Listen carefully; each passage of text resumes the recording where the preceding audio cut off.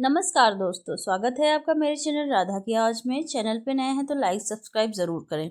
कोमल प्रियदर्शन जी की इकलौती बच्ची जिसे वह बहुत लाड प्यार से पाल रहे थे। कोमल 7 साल की थी, लेकिन उसके पिता उसे अभी केवल 2 साल की समझते थे।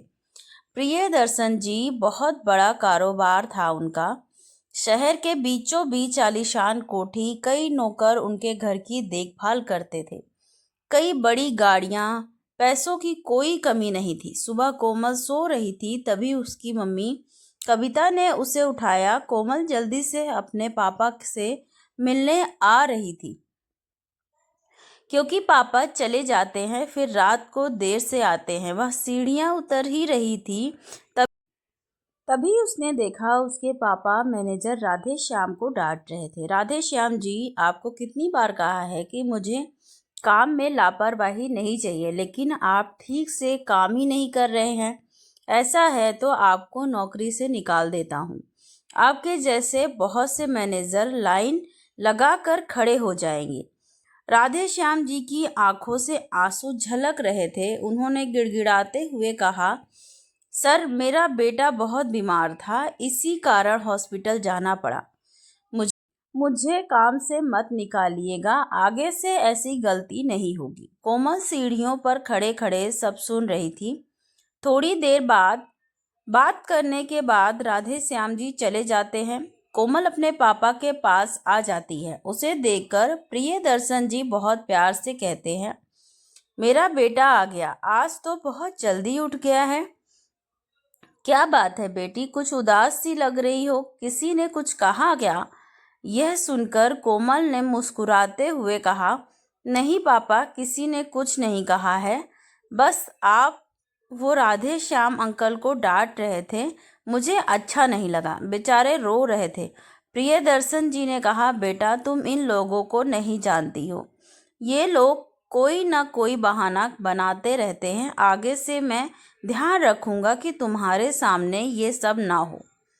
प्रियदर्शन जी बातें कर ही रहे थे, तभी कविता जी ने आकर कहा, चलो आपको ऑफिस के लिए देर हो रही होगी। कोमल को भी तैयार होकर स्कूल जाना है। कुछ देर में कोमल के पापा चले जाते हैं। कोमल भी तैयार होकर स्कूल चल देती है। स्कूल में भी उसका मन नहीं लगता। घर आकर वो अपनी मम्मी को सारी बात बताती है। मम्मी, हम पैसे वाले हैं तो क्या सब हमारे नौकर हैं? कविता जी ने कहा, नहीं बेटा, ऐसा नहीं है, तुम ये मत सोचो। रात को कविता जी ने प्रियदर्शन जी से बात की और उन्हें सब बताया। वो बोले, मैं कोशिश करूंगा कि आगे से किसी को भी घर पर ना बुलाऊं। कुछ दिन बाद कोमल का जन्मदिन था। कोमल ने स्कूल की कुछ सहेलियों को पार्टी में बुलाया। उनमें से एक बहुत गरीब घर की लड़की पायल भी थी। उसके पिता चौकीदार थे। पहले तो उसने मना कर दिया, लेकिन कोमल के जिद करने पर वह आने के लिए तैयार हो गई। दोनों बाप बेटी तैयार होकर कोमल के घर पहुंच जाते हैं। कोमल पायल को देखकर बहुत खुश होती है, लेकिन पायल और उसके पिता को देखकर बहुत गुस्सा हो जाते हैं। प्रियदर्शन जी कहते हैं, बेटा, ये कैसे लोगों से दोस्ती कर रखी है? इन्हें यहाँ से जाने के लिए कहा, नहीं तो मैं भी नौकरों से कहकर इन्हें बाहर निकलवा दूंगा। कोमल बोली, क्या हुआ पापा? पायल मेरी सबसे अच्छी दोस्त है। कविता जी कहती हैं, बेटा, दोस्ती बराबर वालों से की जाती है, ये हमारे लायक नहीं है। इनकी बातें सुनकर पायल और उसके पिता वापस चले जाते हैं। कोमल को यह सब बहुत बुरा लगता है। वह किसी से बात नहीं करती। अगले दिन वह खाना पीना सब छोड़ देती है। शाम तक उसकी तबीयत खराब होने लगती है। उसके माता पिता परेशान हो जाते हैं। वो कोमल को बहुत मनाने की कोशिश करते हैं, लेकिन कोमल नहीं मानती। वो डॉक्टर को भी बुलाते हैं। डॉक्टर कुछ दवाइयाँ देता है, लेकिन कोमल दवा भी नहीं खाती। इसी तरह 2 दिन बीत जाते हैं। कविता जी का रो रो कर बुरा हाल हो जाता है। कोमल बेहोश सी होने लगती है। अपनी बच्ची की ऐसी हालत देखकर प्रियदर्शन जी बहुत परेशान हो जाते हैं। बड़े से बड़े डॉक्टर भी जवाब दे देते हैं।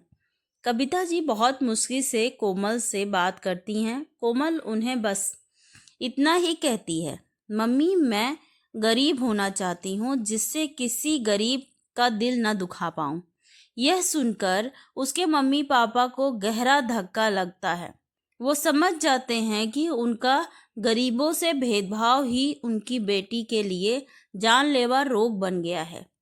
प्रियदर्शन जी अपनी बेटी से कहते हैं, बेटी आज के बाद मैं किसी का भी अपमान नहीं करूँगा। कविता जी भी उसे समझाती रहीं।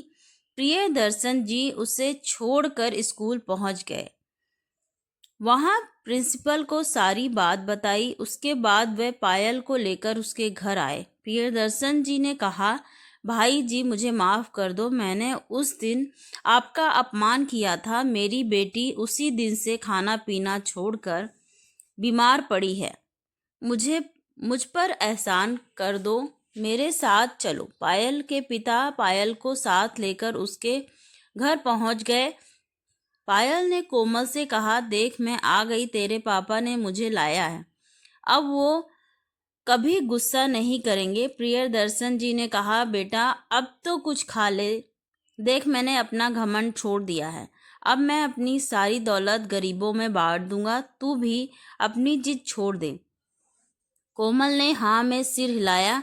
उसके बाद डॉक्टर ने कोमल को जूस पिलाया, फिर कुछ खाने के लिए दिया। प्रियदर्शन जी ने पायल के पिता को अपने पास ही में एक घर बनवा कर दे दिया। उस दिन के बाद से उनको जितना भी फायदा होता बस अपने खर्चे लायक रख कर सब दान कर देते थे। बेटी की जिद ने एक पिता को जिंदगी का सबक सिखा दिया।